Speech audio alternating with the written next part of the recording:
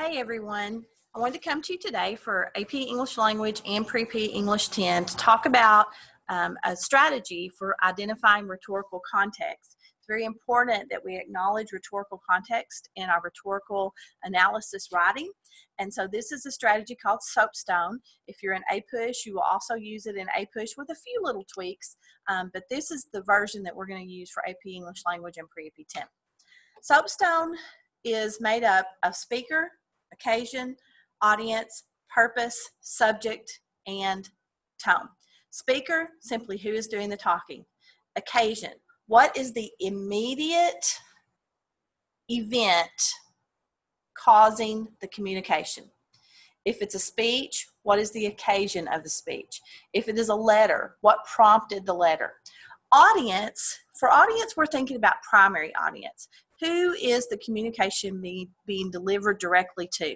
If it's a letter, who is the recipient of the letter? If it is a speech, who is the immediate audience listening to the speech?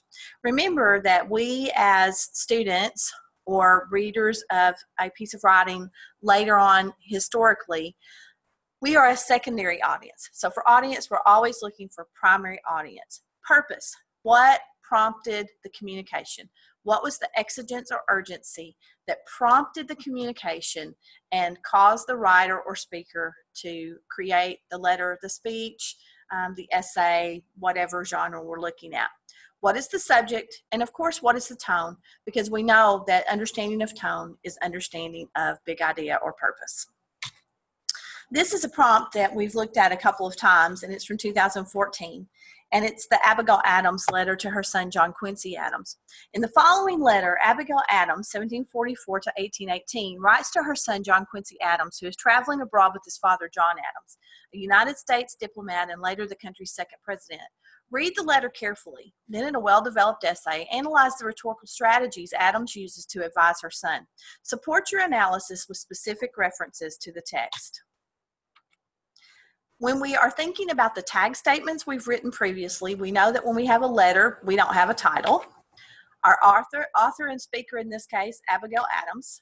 Genre, given to us in the prompt, it's a letter. Her tone, think about a mother giving advice to her son because that's what we're told. How does she analyze the rhetorical strategies Adams uses to advise her son?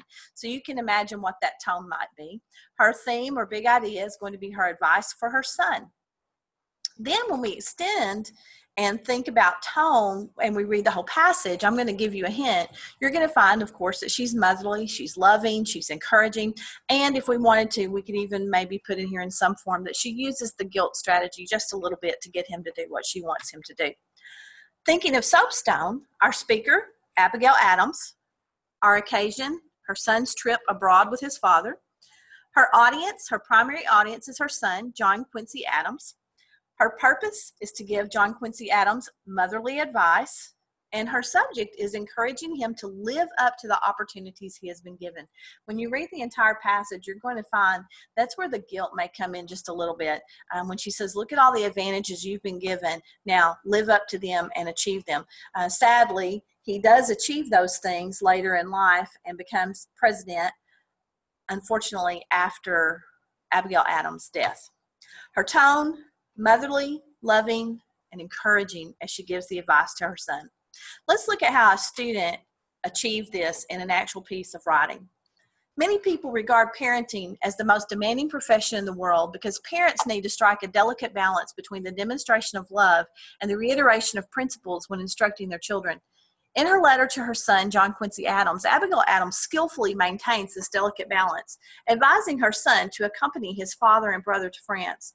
By considering her son's perspective and then offering her own opinions, employing exemplification and contrast to substantiate her arguments, and showing a loving and trusting attitude toward her son, Abigail Adams reveals why a journey to France can benefit John Quincy Adams in the long run.